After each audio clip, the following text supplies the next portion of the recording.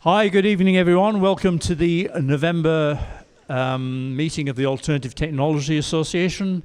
Our last meeting for this year, and our next meeting will be in February.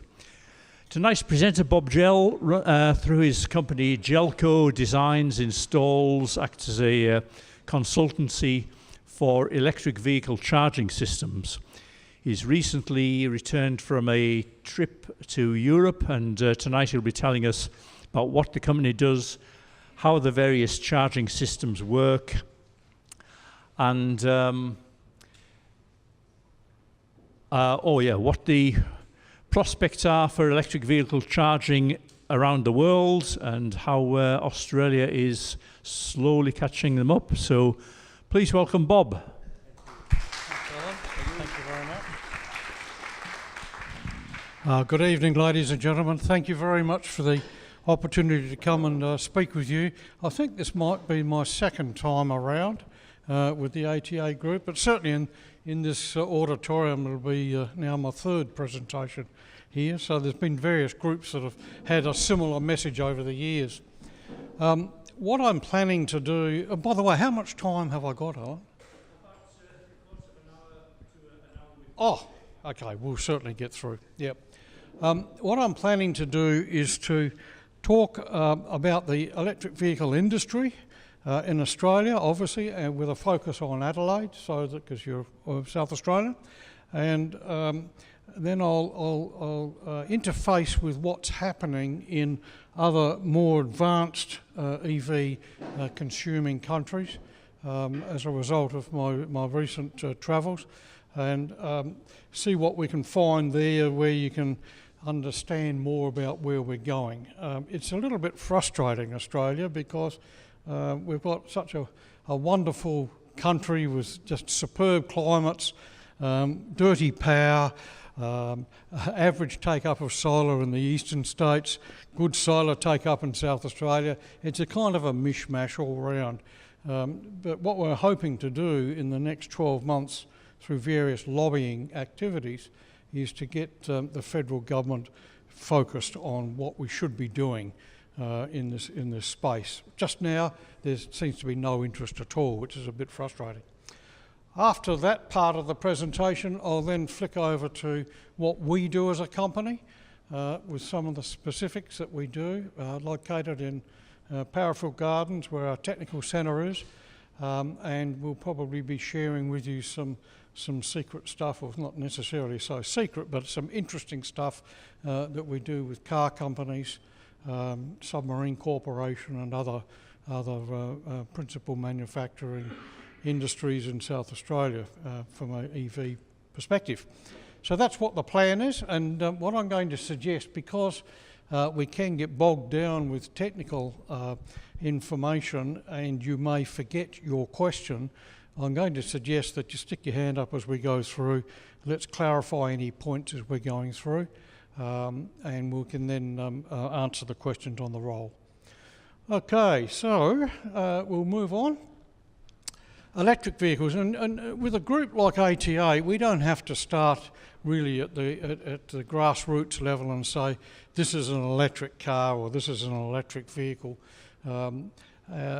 So I'm not going to sort of go into the technology of basic electric propulsion, electrification of cars, but a lot of people don't quite understand that the electric vehicles are here today, and I still get, we've got 3 electric vehicles in our company, but quite often in car parks and shopping centres, because our car doesn't look like a Tesla, with all due respect to the Tesla owners in the audience, they wonder, well, I thought Teslas were the only electric cars. But of course you've got shapes like SUVs from Mitsubishi, now in its 3rd generation and building the 4th generation. Nissan Leaf, it's in its 2nd generation. And of course there's the Mitsubishi Mievs, Holden Volt. You could argue it's a plug-in hybrid, which is what the SUV from Mitsubishi is, but nevertheless it still has a level of electric propulsion, and pleasing to see that right around the world, the PHEVs, the plug-in hybrids, are now becoming the sought-after car in many, many applications. And when I start talking about Europe, you'll see where those are. So who in the audience is driving a battery electric vehicle? Oh yes, so we've got 4, and who's driving a plug-in hybrid? Well, that's just shot my argument right down in flames, hasn't it? I'm the only one here with a PHEV. Well, maybe by the end of the night you'll have a balanced view of both of them. Okay. The whole concept of electrification starts off, I guess, with electric bikes. And yes, I pedal an electric bike. It's an electric assist bike, which means I've still got to push the pedals around, which is good because that keeps the muscles working. And of course, they're about 35 kilometre range, somewhere around there. You can get some pretty high-powered exotics, but legality stopped that in Australia a bit. Then you get the battery electric cars. At one time, 200 kilometres was the sought-after travel distance, but of course now we're up in the 400s and higher, much higher than that as well, as a battery electric car. The plug-in hybrids, well, 200 to 400 is common. I know my Outlander combining the electricity and the petrol motor, its range is 726. So I can just get to Melbourne without having to recharge because the car charges itself anyway. And then of course you get the combustion engine, so it can keep going as long as you like. Electric vehicles need a charger, and a lot of folk don't understand that the charge stations that you see around, and we've just opened the electric vehicle hub in Franklin Street, a good example of a mix of level 2 and level 3 DC fast charging and Tesla charger. People don't always understand that the car has to have a charging system external to itself. If in the case of level 2, it'll be supplying an alternating current, modulated and controlled and communicating with the car to charge it, or it may be a DC or direct current charger similar to the one that, in fact, our company put in down at Mitsubishi way back in 2010. So that's been working now for 7 years, and it's charged many, many cars over that time. That's a direct current charger, and of course we've got the Tesla supercharger style, which is 116 kilowatt capacity or 120. They're small ones. In Europe we're up to 350 kilowatts now. But most electric vehicles of the level 2 type, now level 2 means it's an alternating current charging system whereby you have a control box that communicates with the car, with the onboard charger in the car, and helps to regulate, we call it frequency modulation, which you'd be familiar with, that terminology, and it helps to guarantee that every cell gets balanced in the charging process. A level 2 is 240 volts and usually up to 30 amps or 32 amps in the case of BMW. So they have a fair range. The most popular in Australia, the most popular range is actually 15 amps. However, the car companies no longer supply a 15 amp connecting cable for safety reasons. So they supply a 10 amp cable, which is actually only 8 amps. So you can see how everything's had to scale back because, nothing to do with standards other than Australian wiring standards, it's because the car companies are fearful of what you're going to plug into and cause issues. So one of our best-selling cables is in fact a 15 amp genuine cable, and it's got inrush of 16.1 and operates quite comfortably at 15.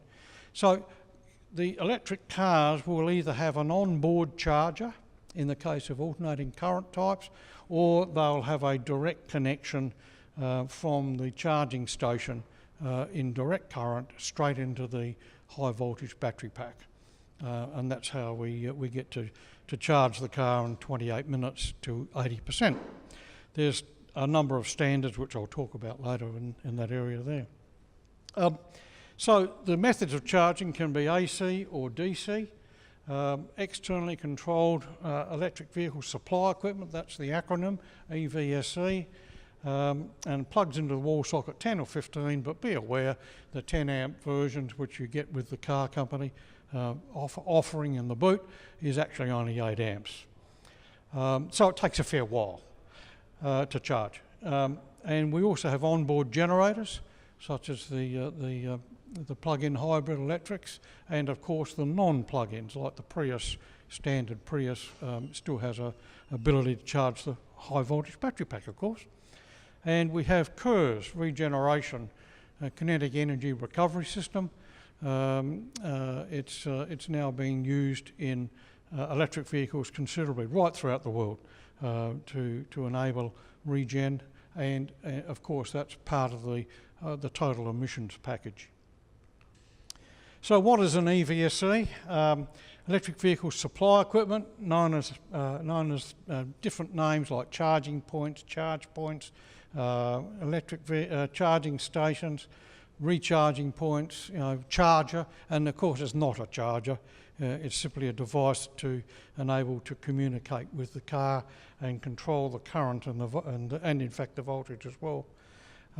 They're smart 230 volt outlets. 230 volt is the international standard. As you know, in Australia we tend to talk about 240 volts.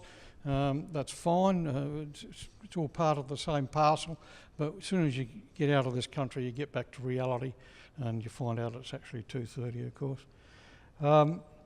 Generally the maximum current ratings are 32 amps and some three-phase units are up to 53 amps. That's quite common. 22 kilowatts 60 amp is quite common, and we in fact sell and have installed 9 of those at the Adelaide Airport, for example, so the Tesla drivers and the BMW drivers can plug into those. Examples of onboard chargers, most of them other than Nissan are I'll say water cooled. It's water with glycol so it doesn't freeze, and it has a little circulation pump that pumps through the battery pack and through the charger itself. The charger is about that big, that high, and it's aluminium cased. It's armour proofed, of course, for accident, collision, so there's no damage or possible injury. They're wired into the vehicle, and the charger converts obviously the AC voltage to DC for charging the high voltage battery pack. The chargers are not interchangeable. You can't upgrade the charger to get a faster charge in your Holden Volt or your Nissan Leaf unless you change all of the mainstream computer components. It's not just the charger, it's the control mechanisms, the communication package, and the CAN system, control area network. Here's 3 different types. We've changed a little bit of the naming in Australia now to level 1 being that portable device that similar to what comes with the car company offering, and it plugs into up to a 15 amp plug. We've actually brought some in from overseas where we've done some electronics design work with a company, and at the recent AEVA national conference, my colleague showed the group a 30 amp version of that, and of course therefore it has to have a 30 amp single phase plug, so that restricts it straight away, but the Nissan Leaf guys like that, and the BMW guys like that one, particularly BMW. Then you can get the wall chargers, which is shown here on the images, and the bollard style charge station. We've put a number of those bollard style. They're a full security charge station. We've put a number of those into Canberra, and in fact there's 10 of them in Canberra Hospital. And then the level 3 can be a fast supercharger, a DC, or it can be not non-Tesla standard DC fast charger in the Charter mode protocol, or the combo, the SAE combo protocol, which, by the way, is almost identical, just got a few extra safety versions. In terms of charge rates, a level 1 charger, if you plug it into the wall with the original equipment one, you're looking at about 8 to 14 hours to charge the car. If it's a level 2 charger, like the portable devices you saw on the previous slide, that can be 3 to 5 hours. In fact, it can be less than that. On the Outlander, it's 148 minutes, for example, to full charge from fully depleted. And on the Mitsubishi iMove, it's just a touch under 3 hours.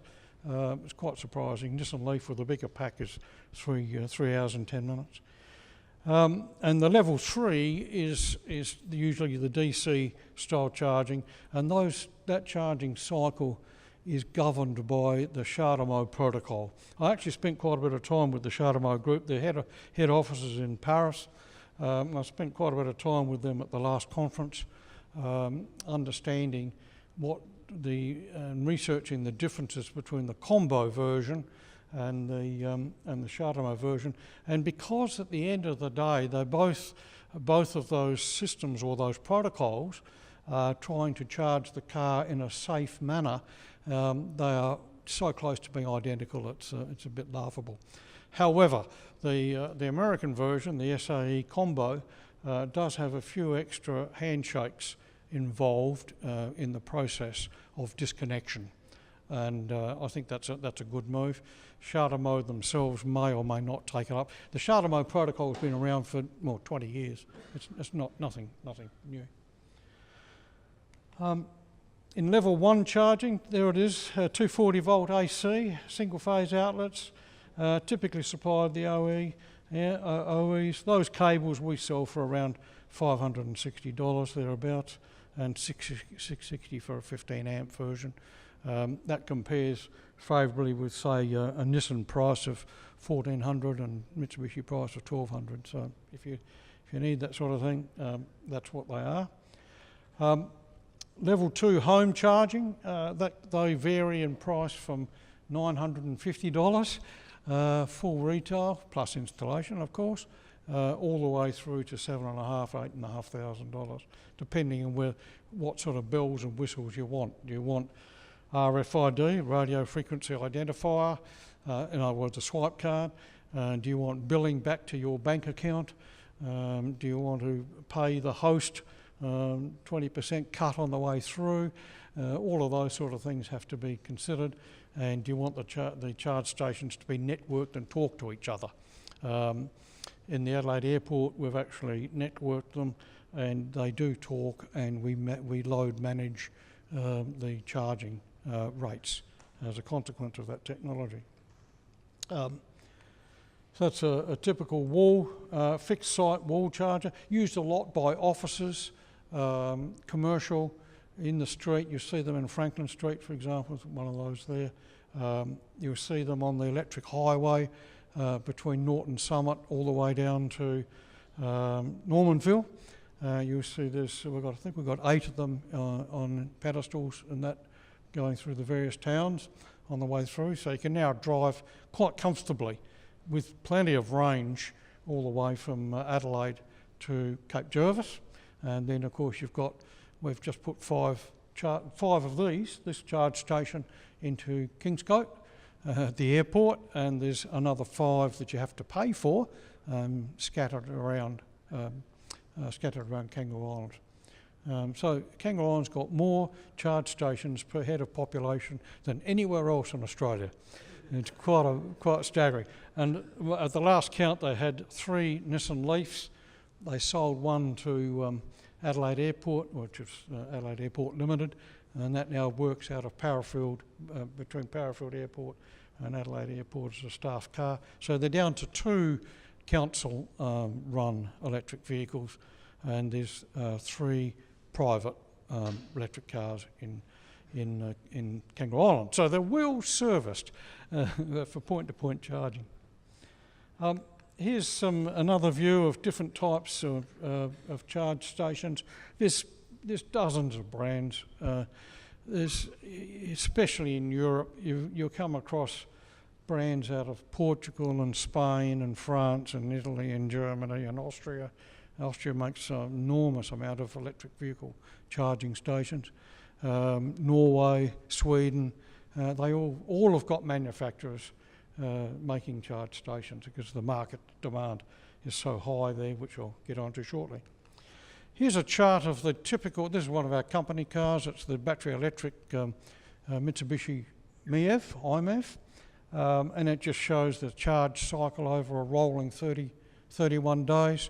As you can see, you don't always have to charge it, and you can see a whole gap there where the car didn't need any charging. It was quite okay. So, but the highest one I think was 7.8 kilowatts. Now that's a 16 kilowatt battery, so it was still only 50% requirement. So I put this up just to demonstrate that you can actually, because of this thing called range anxiety, you can actually overcharge. Some people want to charge in every night. As soon as you get home, got to plug in. Well, you don't need to. You do with your mobile phone, but you don't necessarily need to if you've got the range and you consider what your journey is the next day. I live at Fullerton. I drive to Parafield Gardens, a round trip of 61 kilometres, and I don't plug in when I get out to work. I plug in when I get back at home because there's plenty of range. That car, Mitsubishi, say it will do 50 kilometres. With our charging stations, we've got it up to 87 kilometres, so it's pretty good. Yeah.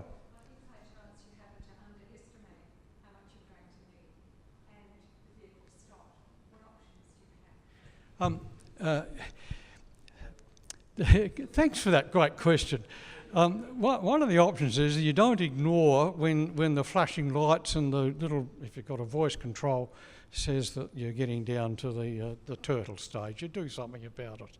And that's, thank goodness, in Adelaide we're getting more and more charging stations, which are all still free in the Adelaide metropolitan area. Some you've got to pay car parking fees, but other ones, but they're all from an energy point of view. In Adelaide, they're still free. That won't stay. Don't bank on that. That will change inside 12 months. But you consider your journey. Now, if you've got a Nissan Leaf, you can say where you want to go, and it'll come back and tell you. Yep, you're going to make it, or no, you're not. An EV driver becomes an informed driver. There's a gentleman in the back row here that's just driven his Mitsubishi IMEV from Adelaide to Devonport in Tasmania. That's a subject of another discussion at some time as to how he did it, but by devious use of different cables to connect at different caravan parks and things, he had quite a journey. So, yeah, you can. And there's another member in the South Australian branch of AVA.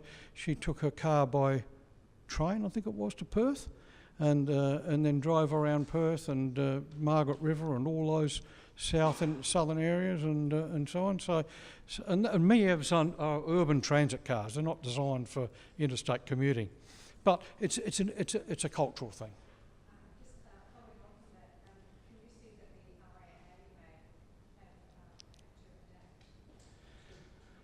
I don't think there's anyone from the RAA in the audience tonight. It's disappointing, and I'll say this as on behalf of my company, it's disappointing to see the lack of support from the RAA to electric vehicles. And believe me, we've tried. We've absolutely tried. The other automotive clubs in the country, like West Australia, Victoria, now New South Wales, Queensland, they've all embraced it and putting in electric highways and so on. For some reason, the senior management of RAA feel that electric cars aren't here to stay. I don't quite know which journals they've been reading, but there we are. Yeah. That sounded a bit political, didn't it? Yeah.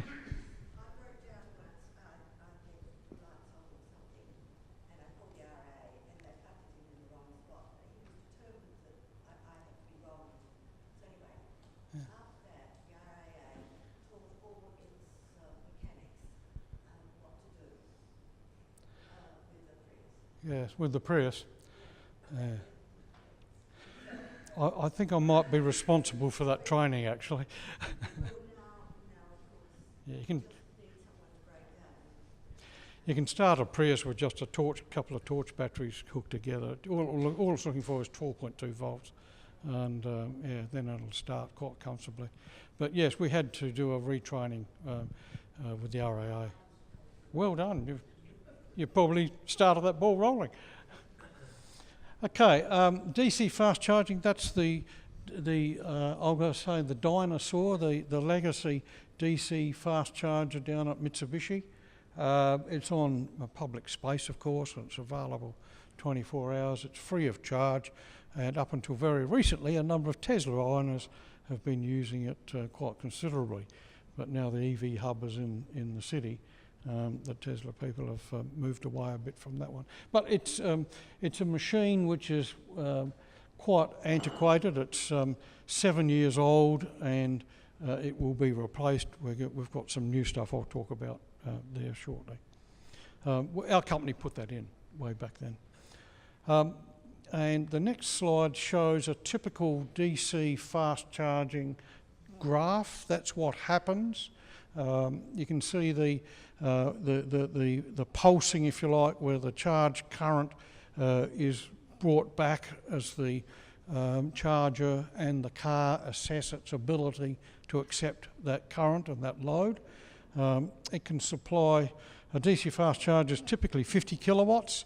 That's 364 volts DC and 128 amps.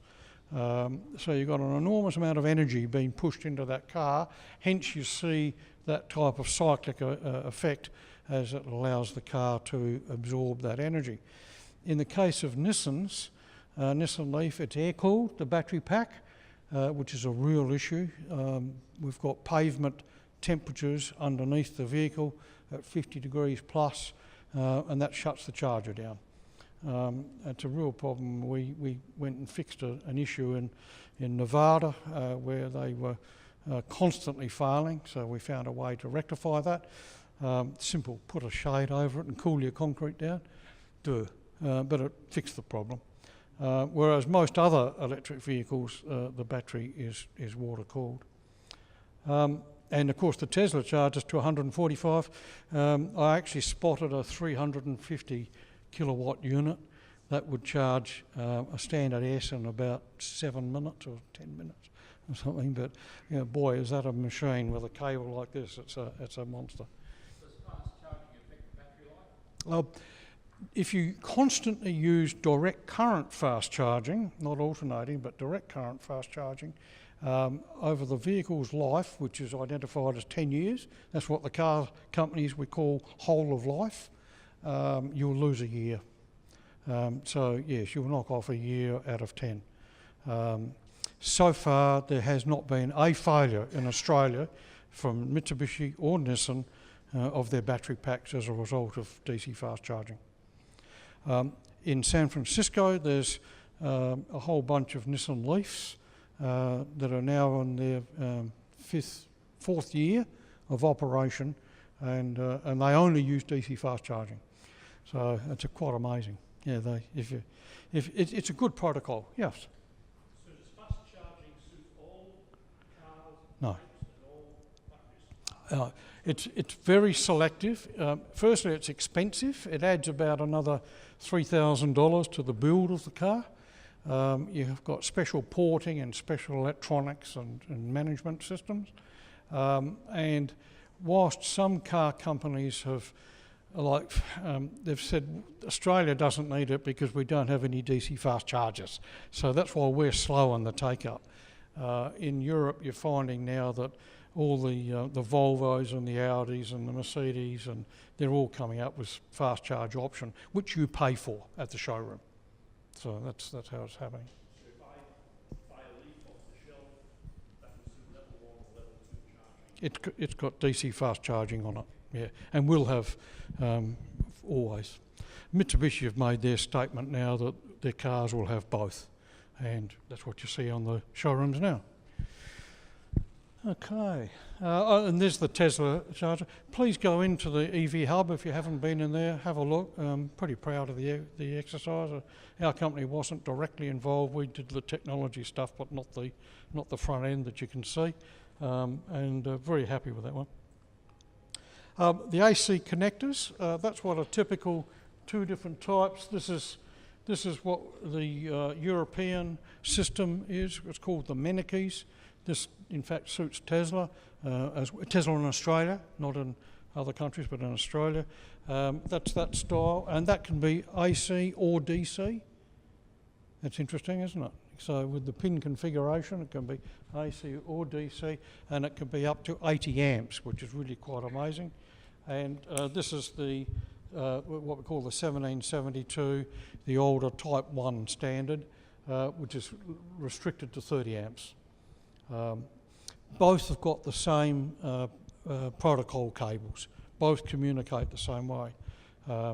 However, Tesla tends to go for CAN control, control area network, whereas other cars go for pulse width modulation. Yes? On that matter of flux, I've heard that there's 3 different sorts, basically European, Asian, American. Oh, there's more than 3. Is there any chance that anytime soon there'll be something very standardisation? Right. We can't drive that in Australia. We've got no volume. We've only got 2,000 electric vehicles in the country. The countries that can have the say in it are the European-based countries and the American countries. You've got a conflict of culture there.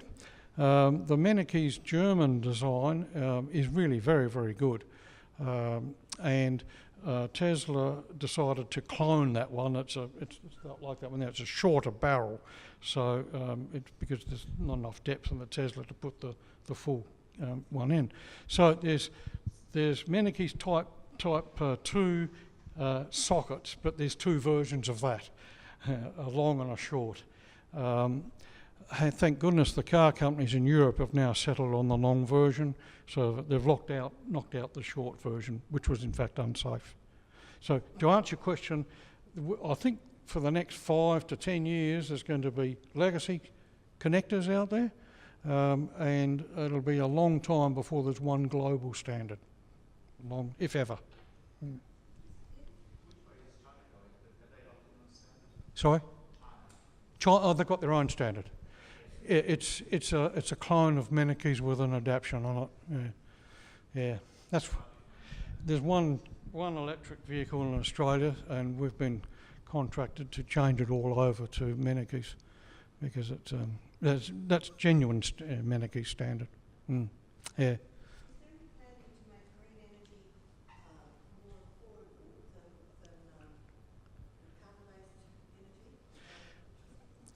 We're hopeful that sustainable energy for electric vehicles will be the way for the future, and perhaps I'll talk about what's happening in Adelaide right now. Down at Tonsley, it's called the MAB, the Main Assembly Building, and the development down there, it's obviously the old car factory from Mitsubishi years ago. It's now been broken up into a number of technology partner segments, Siemens, Flinders Uni, TAFE, etc., and others. And it's going to be the first autonomous vehicle, driverless vehicle circuit in Australia. Our company's been contracted to put in what's called a solar garage, which is a garage as long as this. It's like a big sail, right out the front, right on South Road as you drive in, and it will be green energy fed, and it will have 5 charging stations in it of the various types: Teslas, DC, fast charging, non-Tesla, Tesla, and level 2s. And that I hope by this time next year it's up and running. We've finished all the infrastructure design for the building itself, and we can hopefully get that launched. Now that is to support a NEV. Have you heard the term NEV? It's a neighbourhood electric vehicle. A NEV is a driverless bus, and that will then do the circuit around within the Tonsley precinct at first. This was all written up in the Advertiser about 2 months ago, by the way. And the RAA are in fact one of the partners in it. So that's why we're trying to push.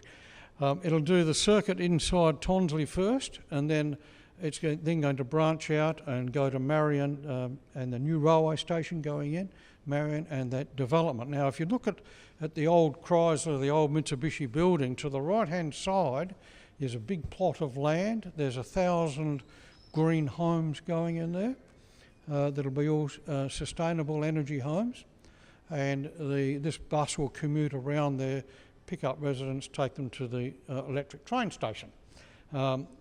Then the bolder plan is it then comes out of the precinct, travels up South Road, or down South Road to the Flinders University Medical Centre. So it's going to be doing a circuit around there as well. And that's completely autonomous.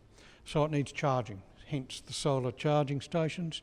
So we'll be putting automatic, and it'll just drive in and plug itself in and off it'll go again.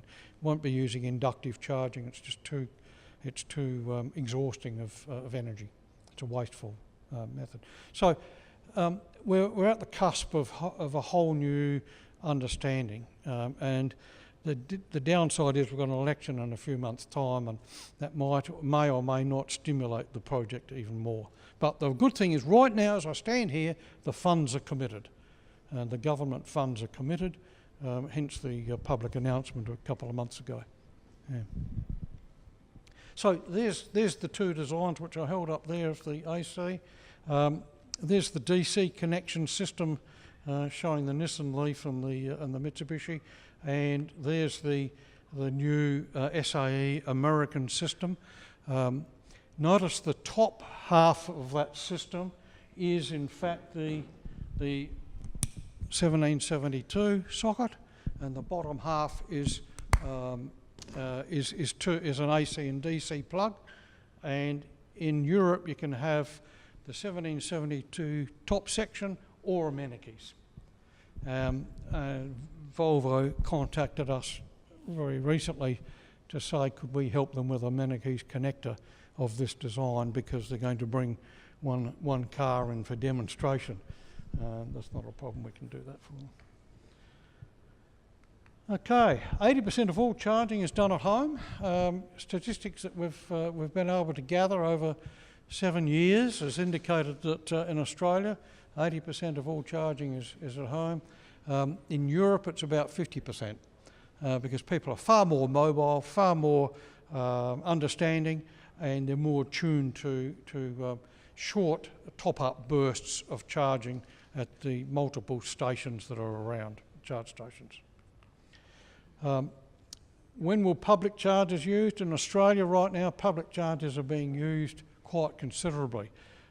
It's quite fascinating. We put a charging station into Woodside in the hills, and it's got volume which is almost as high as Mount Barker.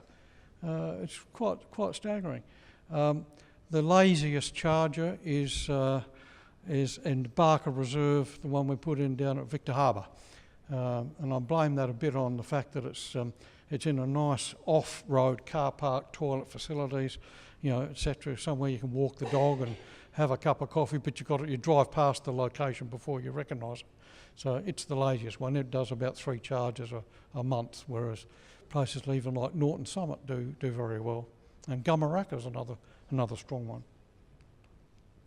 So public recharge stations will appear and are here now. This is a system vehicle to grid, V2G, which is electric vehicle. If you've got an electric car, be it a plug-in hybrid or a battery electric car, it's basically just a battery with a wheel on each corner. And what we've been able to work up is a way to suck the energy out of that high voltage battery pack and use it for other purposes. So it could be fed into the grid, it could be fed to your home, and it could be fed to leisure things. And on that chart out there, the Outlander PHEV, that's a job we did for Mitsubishi recently.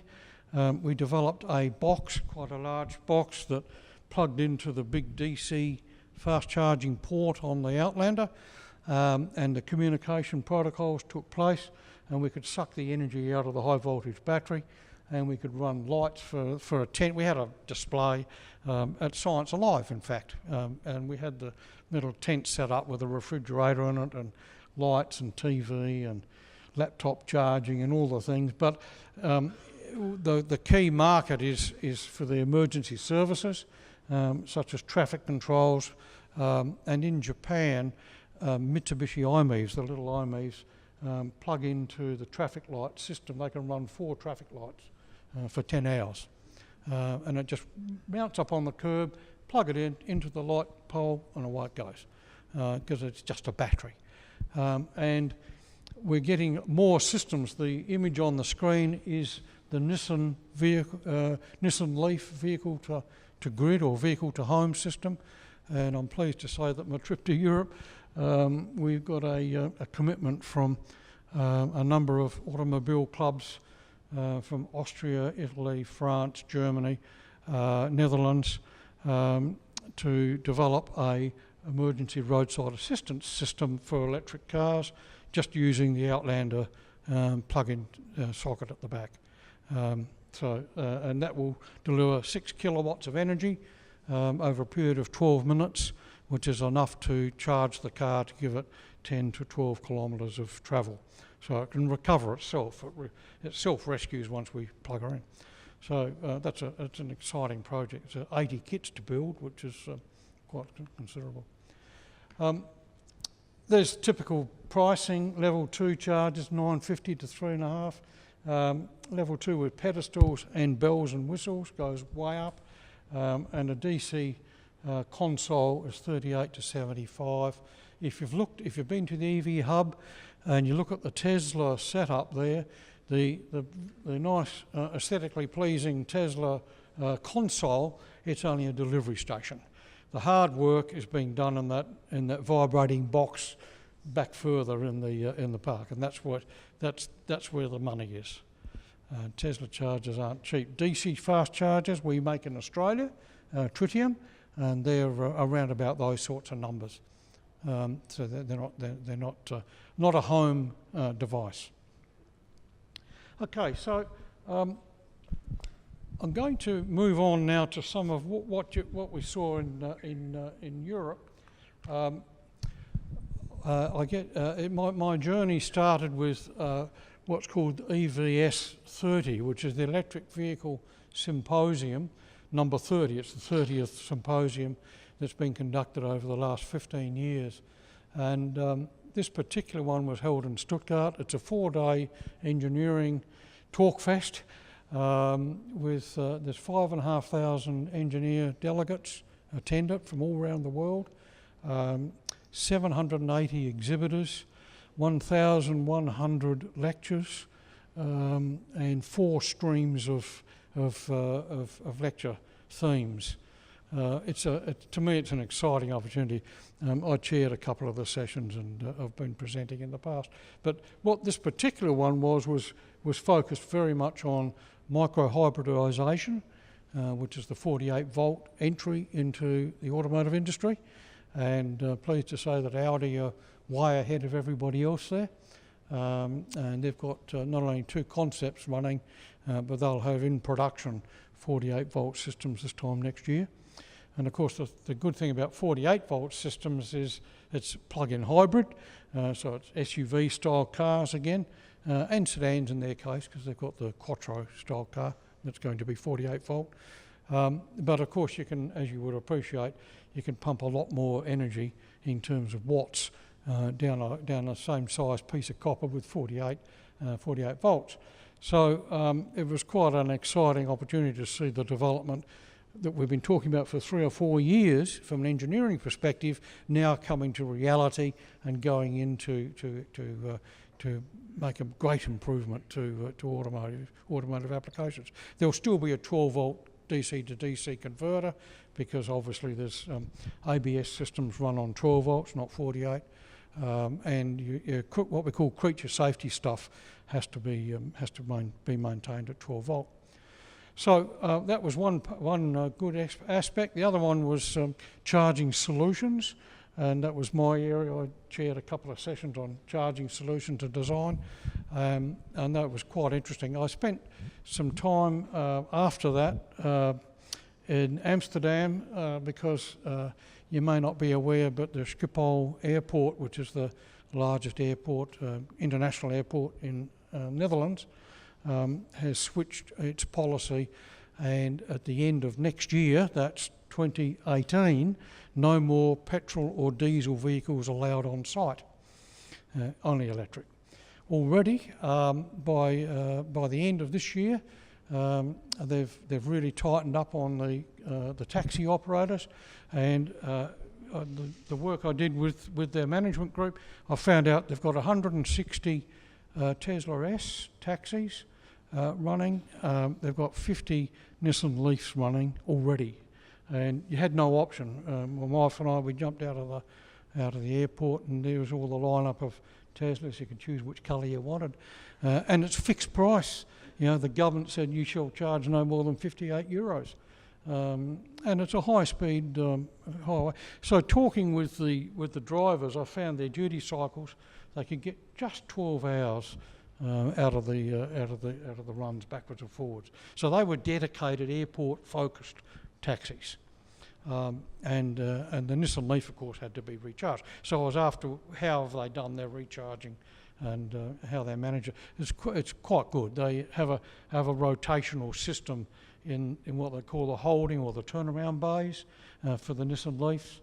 So every driver gets an opportunity to creep up the line, plug and play as he goes along, and he's fully charged again.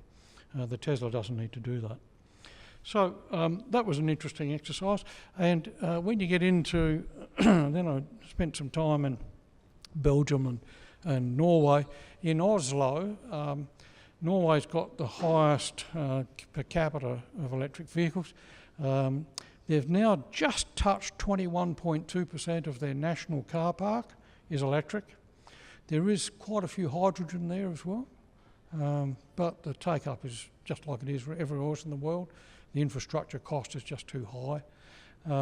But what I saw in Oslo was quite different to Amsterdam. Oslo, if you've been there, it's kind of a congested little city. It's got hills and it's got all sorts of congested older road infrastructures. And Mitsubishi MEVs, the iMEVs that we only know it here as Mitsubishi, of course, but they're rebadged as Citroens and Peugeots. And look, you'd see a dozen or 20 lined up just in the street with a communal charge facility that does 4 cars at once, because off-street parking is not available very much in that town, as in Amsterdam. But it was more noticeable, the MEVs in Oslo. Yeah. I'm just wondering how cold weather affects. Sorry. How cold weather affects the. How old were the MEVs? Oh no, because they're at -20s. You know, street temperature. Of course, your travel distance is way down, but you know, people are used to it. It's not a big deal. They just say, okay, well, I've only got 40 kilometres travel distance today because it's -20 outside. So you adapt your life to suit. It's not an issue. Not one driver complained about poor battery performance in cold. Not one of them. And I actually tried to, come on, the Tesla guys, come on. What do you get in the middle of winter when it's snowing out there and it's -5 with a wind chill factor? He said, I still get 200 k's, I'm happy. Oh, okay. So in Norway there was a distinct incentive to go to electric vehicles and there's no GST Yeah, on the sale of electric vehicles yeah. and it's free routes. Yeah, look, I did a chart of all of the countries around the world that have gone electrification, and certainly the worst performing country was Australia, and the best performing was in fact Norway. They've got great government incentives. They just want to push diesel out, and as you know, I wrapped up my journey with a week in London, understanding how they're going to electrify the buses, and they've got 75 double deckers that are electric now, and they've said that in 4 years the black cabs have to switch across. So isn't that interesting? So the Brits have got their message as well. Mind you, they're talking about CBD of London. They're not talking about England. They're talking about CBD of London. Yeah. Meanwhile, back here in South Australia, one of the issues we have with our power supply here is that the demand is very peaky. If we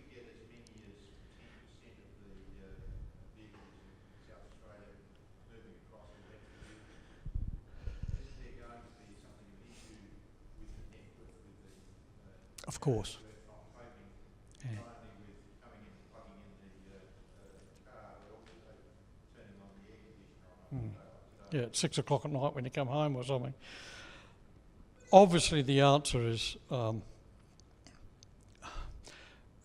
as you see in the press, we're going to have to put massive battery farms in if we're going to really fix the problem, and renewables, and we'll need an external power supply. And I'm not talking about diesel temporary power packs down the back of the Holden factory. I'm talking about maybe it's hot rocks, maybe it's nuclear.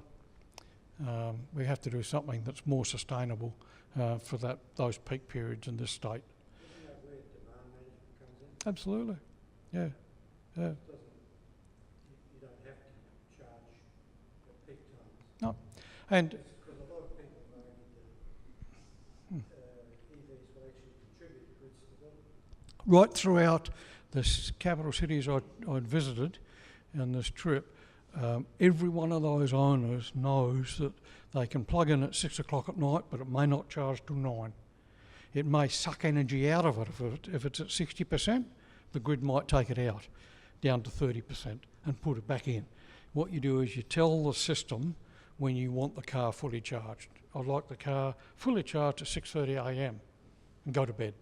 And you've got no idea when that's going to happen, but the car will be ready on time. And that's part of that load shedding, smoothing process. Yeah. I hear if you pull a Tesla battery pack apart, is there like a green goo in it? Is that anything to do with some sort of heating mechanism? Or? Tesla use what's called an 18650 cell. It's a lithium iron phosphate cell. It's now being upgraded to the next generation of that, which will change that complete construction. Yeah, I'd prefer not to talk about that particular problem. Yeah, thank you. Okay, so other observations in Europe. Mitsubishi in Japan make 9,000 MIEVs a year. 90% of them go into Europe. That is between Amsterdam and Oslo and the other countries that are coming on board. It's quite surprising, and that's in Peugeot and Citroën. Now in Australia, unfortunately, we can't bring that car in through the car company any longer because it doesn't meet the full compliance that's now required and under the ADR. So you can privately import them perhaps, not sure, and that's been canned, I believe.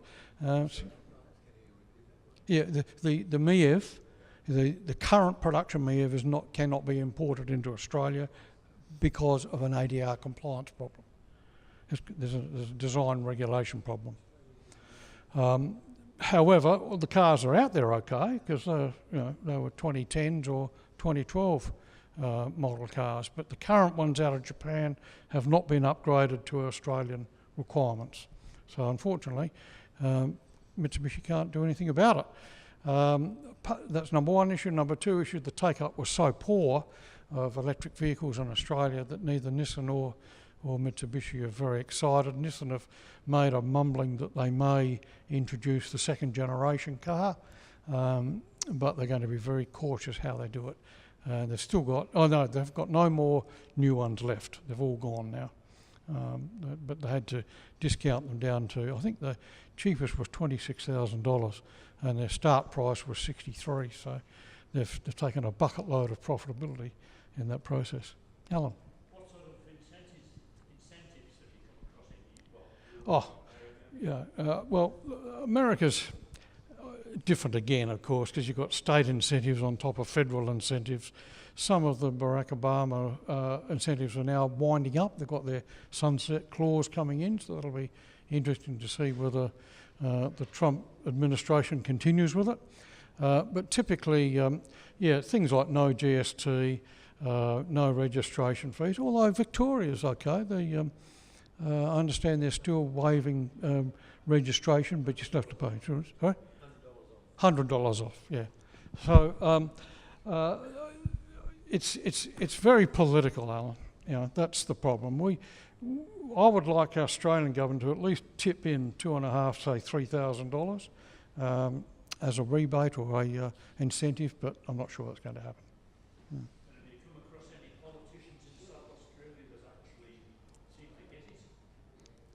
from Stephen Mulligan down, Mr. Ian Hunter, Lord Mayors, Stephen Marshall. Well, I've had interviews with them all, except Joe Wetherell at this time. Okay, we're going to, I think if I'm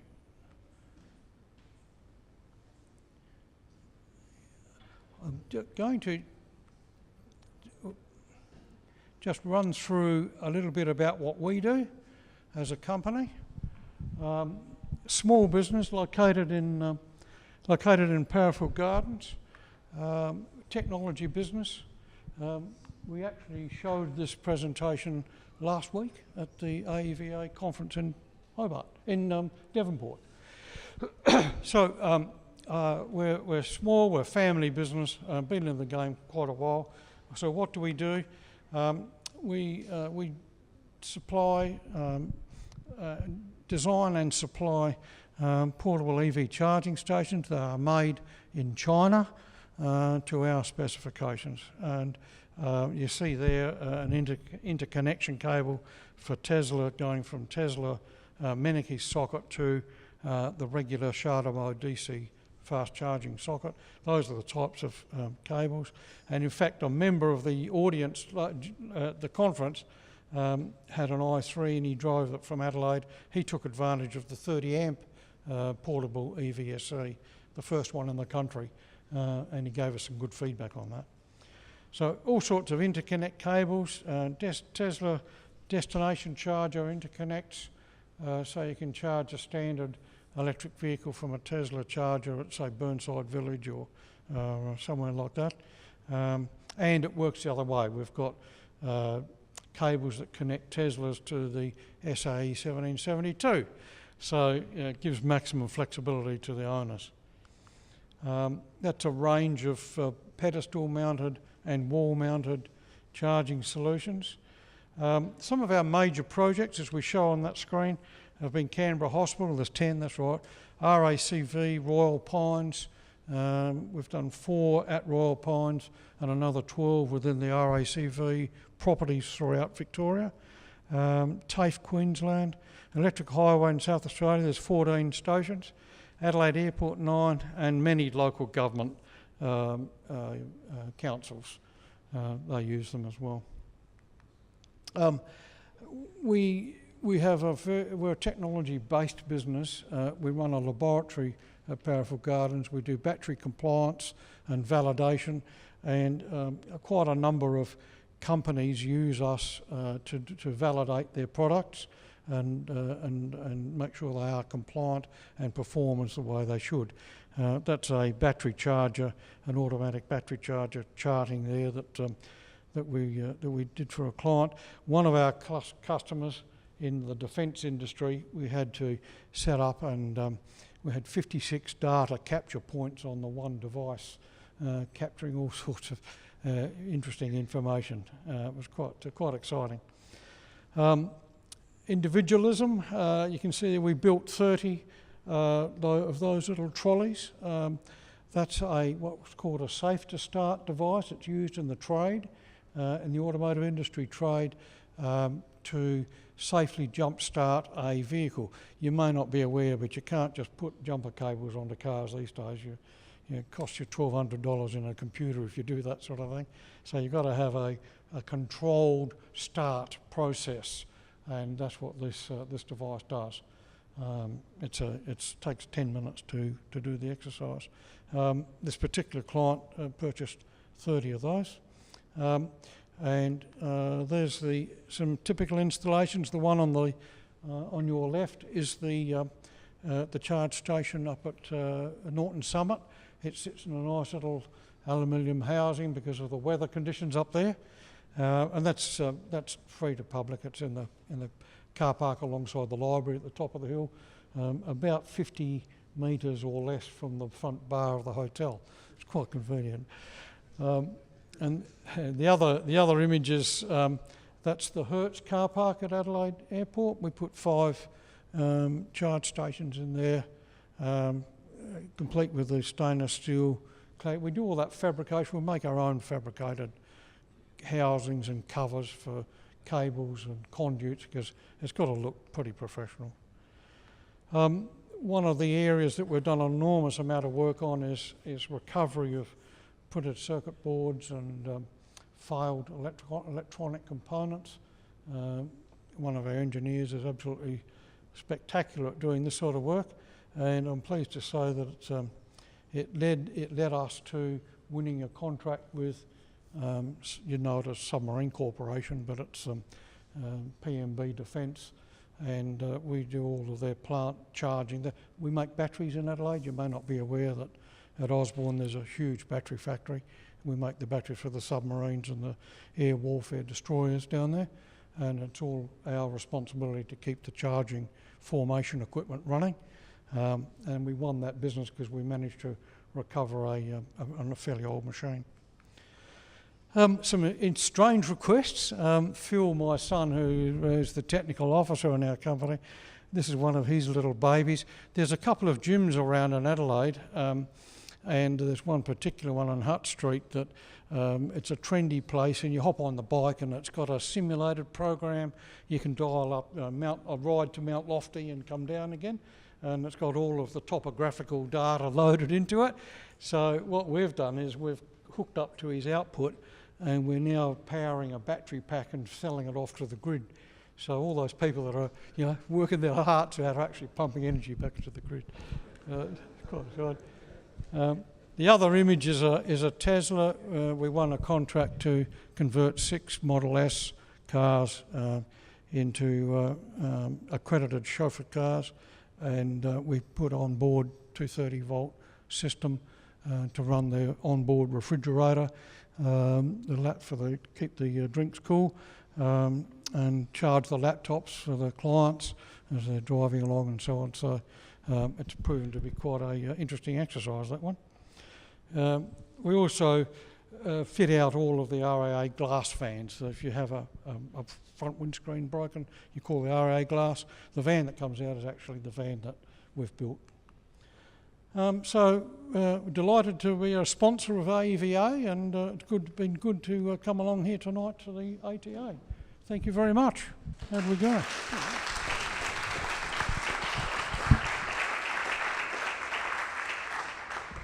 Thank you, Bob. That was terrific. And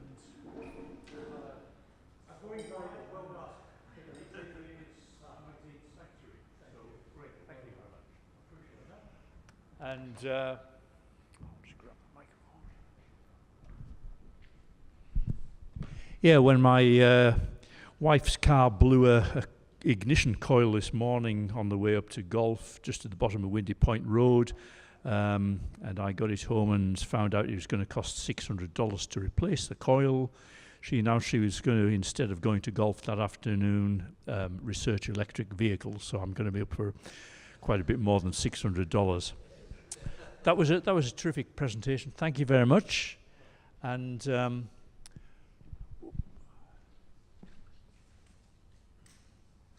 just a few other items. The summer's coming, on and off. A reminder that the ATA has a FLIR infrared camera which can be used for detecting weak spots in your insulation, and it's well worth using. It's available for a very modest higher fee, and you'll find out, look on the ATA website, I think under branches and under Adelaide branch you'll find details of how to find the FLIR camera. In the last newsletter I advertised that there'd be looking for expressions of interest for a visit to peat soil down at Willunga, and that'll be happening the week before the election. So if you haven't heard enough compost already from the politicians, you can come down to peat soil and hear a bit more. You can see their biobin in action and see their biodiesel production plant. In February we'll have the election of officers for this branch. I expect to be inundated with candidates in a cutthroat election with bribes running fast. Eric, any action in the even more news from the world of electric vehicles? Yes, my name's Eric. I'm the secretary of the Adelaide branch of the Electric Vehicle Association, and this Wednesday night coming, which is the unusual because we normally have our meetings on the third Wednesday of the month, but this, because of the AGM in Devonport, we've shifted it to Wednesday of this week, and we're going to have a major report on all the happenings of electric vehicles and so forth going to and from Devonport, from Adelaide. So it should be very interesting. 7:30 at the Vogue Theatre, which is on Belair Road, Kingswood, Wednesday night. Thanks, Alan. Thanks, Eric. Solar Citizens are having a campaign raising a petition to ask South Australian politicians to commit to reducing power bills and offer access to energy efficiency, solar and storage. So have a look at Solar Citizens' website, and they're looking for people to sign their petition. Are there any other questions about energy efficiency, renewable energy, things you can do about the house, or events people have been to, information they wish to share?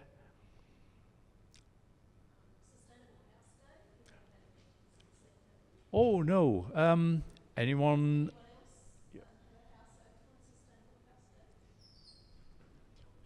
Yeah. Would you like to come up and tell us about yours, Catherine? It was a huge success. It was the first time that the ATA had taken full operation of Sustainable House Day, and it was highly successful in terms of number of houses opened and the number of visitors, including Catherine's. I've given a couple of presentations to the ATA since our house was built 4 years ago, and this was the first time we'd actually opened up our house for Sustainable House Day on the 17th of September. We were absolutely flat out for 6 hours, solid, from 10 o'clock in the morning till 4 o'clock in the afternoon. There was not a break. We actually do have, I think, a time lapse of the event as well. Yeah, John's just given me a statistic that on average we had a new person come in every 90 seconds. So 217 adults and 15 children. So it was amazing, really, just to see the interest that was shown in the house. We're at Gilberton, so we were fairly close to the city itself. And so, you know, people could use public transport to get to our place that was sort of quite accessible, which was great. Good feedback from people and lots of interest in some of the technology that we've incorporated into our house. So if you're interested, there is a little bit of information up on the Sustainable House Day website. But go along next year if you didn't get to one this year. They're usually in September. Thanks, Catherine. Yeah, so if anyone complains about energy prices, generally whinging about how life's getting too expensive, remind them Sustainable House Day, free event, really well run, and it's got so many people in on the sustainability bandwagon. So if there, yes? If anybody's interested in there's an environmental solar art prize showing at the moment at the Royal South Australian Society of Art Institute in the first floor, and the next one, the nights will be entries, forms are out there. You can go in. The section that will interest you most is public responsibility for climate change and environment. Right, that's the Institute building on Oh yeah. Next to the library. Uh-huh. And how long's it running? It's been going for 3 weeks. It's on until Sunday. That'll be the last day for this particular one. The next, the entry forms are out already for the next one. That will be shown in May. The entries have to be in by March the 23rd. Yeah. Right, thank you. Okay, if there's no more business. Sorry, there's forms by the door. Yeah, thank you. Okay, yes. That was home to eat all the Christmas cake before we left.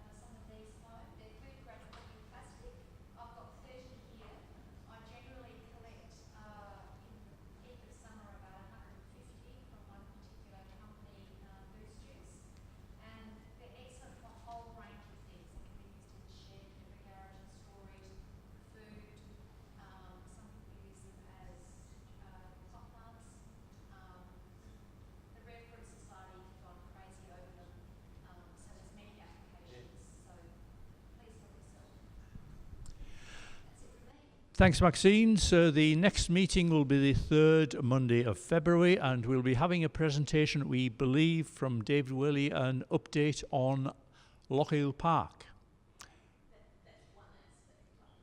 All right, thank you. But more details in the post. Oh, incidentally, if anyone isn't a member of the ATA, it's very cheap to join, and you get notification of all these meetings and the choice to and the chance to vote in the elections for committee members, and the chance to stand as well. That's a bonus. So nothing further. See you next year.